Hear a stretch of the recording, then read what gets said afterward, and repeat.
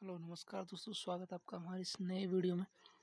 दोस्तों, इस वीडियो में हमारा टॉपिक है वैदिक काल, वैदिक पीरियड के बारे में आज हम जानेंगे कंप्लीट। वैदिक पीरियड की अगर हम स्रोतों की बात करें तो इसके मुख्य रूप से 4 स्रोत हैं। पहला है वेद, दूसरे हैं ब्राह्मण ग्रंथ, तीसरा आरण्यक और चौथे हैं उपनिषद। और वेद, ब्राह्मण और आरण्यक और उपनिषद को मिलाकर ही हम कहते हैं क्या? वैदिक साहित्य। क्या कहते हैं दोस्तों? वैदिक साहित्य। और इसको हम दूसरे नाम में देखें तो इसको कहते हैं श्रुति साहित्य। इसके अलावा कुछ और भी स्रोत है जैसे कि वेदांग, स्मृति, पुराण, रामायण, महाभारत, इनको वैदिक साहित्य नहीं कहा जाता। ध्यान रखना दोस्तों, वैदिक साहित्य के अंदर केवल वेद, ब्राह्मण, आरण्यक और उपनिषद आते हैं। ठीक है, सबसे पहले बात करते हैं हम चारों में से वेद की। इसके बाद करते हैं दोस्तों वेद की। सबसे पहले देखते हैं वेद का शाब्दिक अर्थ क्या होता है। शाब्दिक अर्थ इसका होता है क्या? ज्ञान। वेद का शाब्दिक अर्थ होता है ज्ञान। अगर हम बात करें वेदों के संकलन की तो इनका संकलन क्या है? कृष्ण देवप्यान वेद व्यासी ने इनका क्या क्या है? संकलन किया है। ध्यान रखना, एक तो होता है संकलन और एक होता है रचना, दोनों अलग अलग है। वेदों का संकलन तो किसने किया है? कृष्ण देवप्यान व्यास, जिन्होंने क्या किया है? कंपाइल किया है, उनको एक साथ बांधा, एक तरह से जोड़ा है। और वेदों की रचना किसके द्वारा की गई थी? आर्यों के द्वारा वेदों क्या की गई थी? रचना की गई थी। अगर आर्य का शाब्दिक अर्थ हम देखें, यहाँ पर आर्य शब्द है इसका, तो उसका अर्थ है श्रेष्ठ या कुलीन। वेदों को नित्य प्रमाणिक और अपरुषेय माना जाता है। और वैदिक मंत्रों की जो रचना करने वाले ब्राह्मण थे उनको कहा जाता है दृष्टा। क्या कहा जाता है दोस्तों? दृष्टा। इसके अलावा वैदिक मंत्रों की रचना करने वाली जो महिला थी उनको ऋषि कहा जाता था दोस्तों। ठीक है ना। इसके बाद हम आगे पढ़ते हैं। वेद कितने? तो वेद हैं 4, जिसमें से पहला ऋग्वेद, दूसरा यजुर्वेद, तीसरा सामवेद, चौथा है अथर्ववेद हमारे सामने। सबसे पहले बात करते हैं किसकी? ऋग्वेद की। ऋग्वेद में ध्यान रखना मंडल 10 हैं, 1028 सूक्त हैं। इसके अलावा 10,580 या फिर 10,600 क्या हैं? मंत्र। ध्यान रखना। इसके अलावा 10 मंडल में से पहला और 10वां मंडल है जो कि बाद में जोड़े गए हैं। ये कब जोड़े गए हैं? बाद में जोड़े गए हैं। जबकि दूसरे से लेकर 7वें मंडल को वंश मंडल या फिर परिवार मंडल कहा जाता है। ध्यान रखना। अगर हम मुख्य रूप से बात करें तीसरे मंडल की, तो तीसरे मंडल में हमें गायत्री मंत्र का उल्लेख मिलता है। जी हाँ, गायत्री मंत्र का उल्लेख कौन से मंडल में मिलता है? ऋग्वेद के तीसरे मंडल में। अगर हम गायत्री मंत्र की रचना की बात करें तो इसकी रचना किसने की थी? विश्वामित्र ने की थी।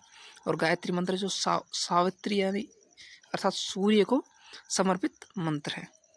और इसके अलावा 7वें मंडल में 10 राग या 10 राजन युद्ध का उल्लेख मिलता है। 10 राजन युद्ध यानी 10 राजाओं का युद्ध का उल्लेख मिलता है, जो कि भरत कबीले के राजा सुदास और 10 कबीलों ने मिलकर एक साथ लड़ा था। अगर हम बात करें भरत कबीले राजा सुदास के पुरोहित थे वो कौन थे?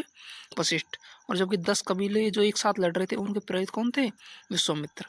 यह युद्ध था वो रावी नदी के जल के लिए लड़ा गया था, इस बात को ध्यान रखना था। इसमें भरत कबीले के जो राजा सुदास थे उनकी विजय हुई थी।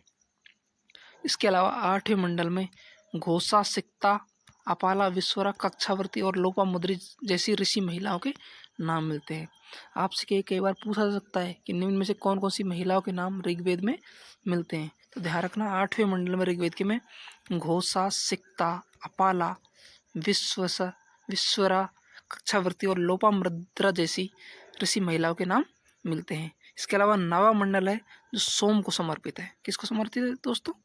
सोम को समर्पित है। सोम एक पेय पदार्थ है जो कि मुंजवत पर्वत से मिलता है, इस बात का भी आप ध्यान रखना। इसके अलावा 10वें मंडल के पुरुष सूक्त में शूद्र शब्द का उल्लेख यानी कि 4 वर्णों का क्या मिलता है? उल्लेख मिलता है। 10वें मंडल में नास्तिक सूक्त में निर्गुण भक्ति का भी उल्लेख हमें देखने को मिलता है। इसके अलावा अगर हम आगे बात करें तो ऋग्वेद के मंत्रों को उच्चारण करने वाले ब्राह्मण हैं उनको क्या कहा जाता है? होत्र कहा जाता है। ध्यान रखना, क्या कहा जाता है? होत्र।